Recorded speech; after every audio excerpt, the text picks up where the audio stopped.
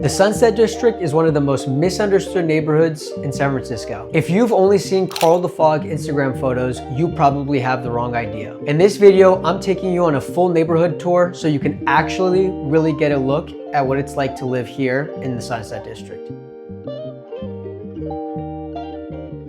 The Sunset is one of the largest neighborhoods in San Francisco, but each part of it feels different. We have the food corridors on Irving, Judah, and Noriega, the beach culture in the outer Sunset, and backyard access into Golden Gate Park from the inner Sunset. The lifestyle here isn't exactly what everyone expects. So in today's video, I'm gonna be taking you on a full neighborhood tour of the Sunset District in San Francisco. By the end of this, you'll know exactly what it's like to live here. Let's begin by discussing the food and drinks. The Sunset has one of the most authentic and diverse food cuisines in the entire city. Starting from west to east, we'll start in the outer Sunset. In the outer Sunset, you'll have the Noriega and Judah corridors. Some of my favorite restaurants here are Than Long. It's famous for its roasted crab and garlic noodles. This is a great spot to catch a bite on a date night or with your friends in a relaxing atmosphere with great food. It's a little bit on the pricier side, but the food tastes great, and it's a classic here in San Francisco. Moving on to Hookfish Company. I've never personally been here, but it's a well-known establishment that most SF residents have been to. This is a local spot known for its sustainable fish. Outerlands is a local favorite that is known to be a great brunch spot. I have yet to go there, but I'm looking forward to going there in the near future. Moving on to the inner Sunset, specifically on Irving Street between 19th and 25th Avenue. This strip is known for great Asian cuisine and neighborhood staples. Starting off here with Kevin and Chris's Noodle House. This is a restaurant I've been going to since early on in high school.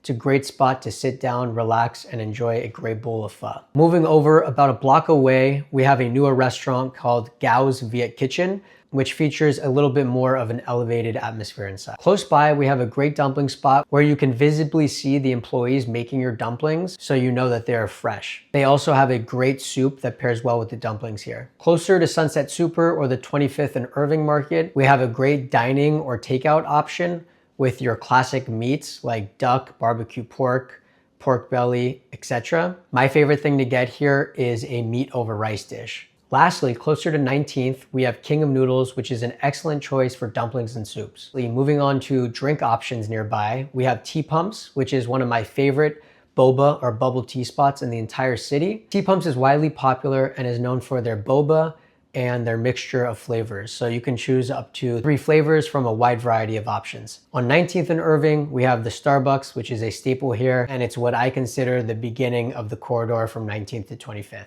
Now moving down the street into the inner Sunset, closer to Irving and 9th, you have a ton of options, including Grapevine, which is a great local breakfast and brunch spot. They also feature food later in the day, but is well known for their breakfast and brunch. You also have Perilla, which has great soups like fuzz and garlic noodles as well. Now for some Chinese food, we have San Tung, which is one of the most popular Chinese restaurants in San Francisco and is well known for their fried chicken wings. Now for your sandwich lovers, we have Irving Subs, which is a great spot and is actually one of my girlfriend's favorite sandwich places in the city. What I like about it is that it's extremely customizable. While they do have prefixed or predetermined options that you can choose from in the menu, you can also heavily customize it and select your own. And lastly, on Noriega Street, we have one of my favorite duck places in the entire city called Cheng Hing, which I highly recommend going there to purchase meat. Keep in mind, it is takeout only and does not have much, if any, seating at all inside. This is famous for their roast duck, barbecue pork, roast pork, and pork belly. Now onto lifestyle and atmosphere. The Sunset has a relaxed neighborhood,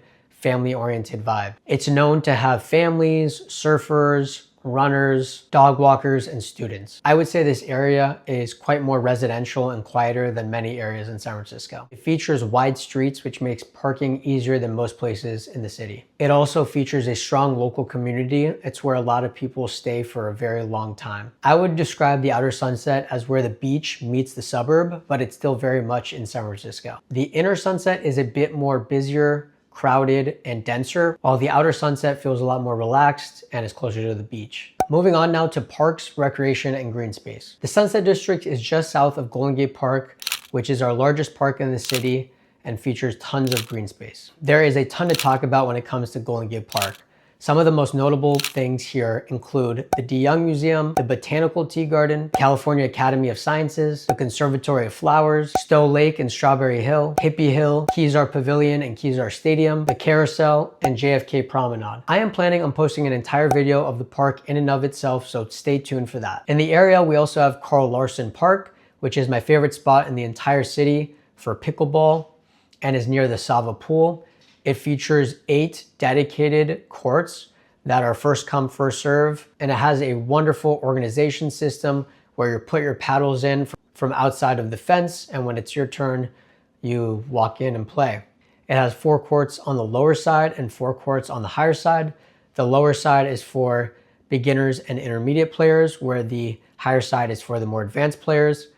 This rule is not followed to a T, but I just wanted to let you know that that's how it's set up. Higher courts, there is 1 court which has recently been placed as a challenger court, which means that if you win the game, you stay on the court up to a maximum of 2 games. And while there are a lot of people that go here, it is a great, small, tight-knit community that is growing. I'd love to see you there if you ever play.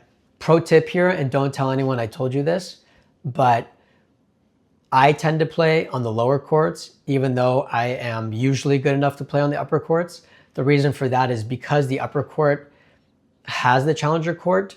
And in my opinion, though this isn't necessarily fact, I think the games there take a little bit longer because they are more competitive.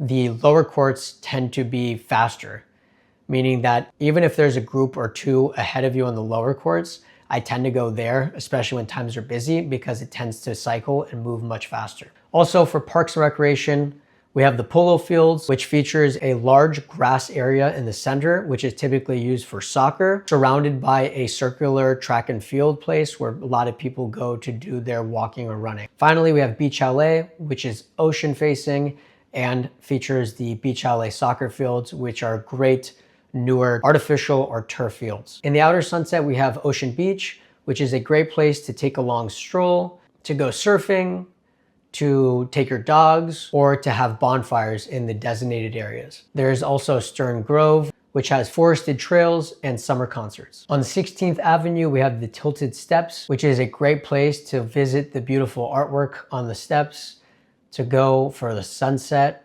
and to go for a nice long walk. Bonus tip here is if you climb the Mosaic Stairway and you keep going up, you'll reach the Moraga Steps. And if you go to the top of that, you'll have a great scenic viewpoint of the city. This is a great place to get a look of Golden Gate Park from a high elevation and see Ocean Beach. Onwards to school and community services. This district features the UCSF Parnassus campus, which is one of the most well-regarded medical institutions in the city. This is currently undergoing a significant renovation. It's located on the top of the hill. From a public library perspective, we have the Sunset Branch Library, and we also have Parkside Library. From a high school perspective, you have SI or San Ignatius, which is a private Jesuit school. In the outer Sunset, you also have Lincoln High School, which is a public high school that is well regarded in the city. And from a middle school perspective, you have Hoover Middle School. You also have AP Giannini, which is a middle school. From a kindergarten through 8th grade perspective, you have Alice Fong Yu. From an elementary school perspective, you have Jefferson Elementary. From an elementary school perspective, you have Sunset Elementary. Next, on to shopping and everyday essentials. On Terraville, we also have a Safeway and we have a Lucky, which is a large grocery store that is a big box and has everything you could ever need. Andronikos is another place for local groceries. On the Irving Street corridor, you have Sunset Super, also known as the 25th and Irving Market. You have the 22nd and Irving Market, and you have a ton of local bakeries, pharmacies, produce, and seafood markets. Then you have the Noriega Street corridor where you have Safeway, Gus's Community Market, and other small produce and fish shops. The outer Sunset has more boutique and surf-oriented shops, whereas the inner Sunset has denser retail and cafes. It's not really a mall neighborhood, but features more local shops rather than big box stores. I would love to hear from you about what you think works best in your situation, the inner Sunset or the outer Sunset. Let me know down in the comments below. Now, lastly, we will be talking about transportation and commuting. From a public transportation perspective, we have the N Judah line, which is the Sunset's backbone. This is the fastest way to get downtown. But we also have the L Terraville line, which has undergone a lot of construction recently. From a busing perspective, we have the 7, the 29, and the 48 lines, which go north, south, and east, west. For drivers, 19th Street is a street to note. It is the heart of the area and it divides the Sunset. Like I said earlier, parking is much easier here than a lot of neighborhoods in the city. And because of the flat terrain here, it is a great spot for cyclists. And that concludes this video. If you like what you saw, please like the video and subscribe to keep up to date with my content. If you have any questions or I could help in any way regarding real estate, please feel free to reach out to me. Thanks. Bye.